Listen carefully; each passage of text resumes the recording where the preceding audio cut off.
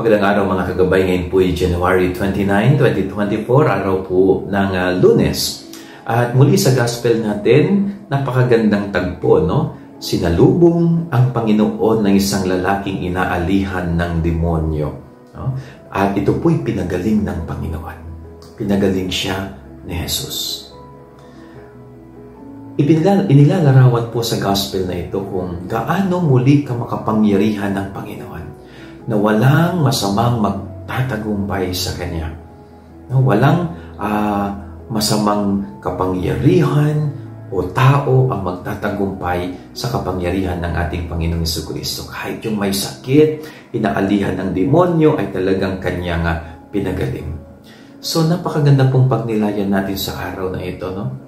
Ano ba yung mga demonyo natin sa sarili?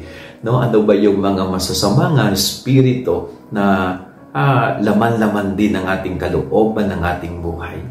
No, sana buksan natin ang ating sarili sa Diyos upang ang Diyos ang magpagaling at ang magpaalis sa mga masamang espiritu o masamang pag-uugali na mayroon din tayo. Yan ang ating gabay aral ngayong maghapon. God bless po sa inyo lahat. Pagpalain kayo ng Panginoon.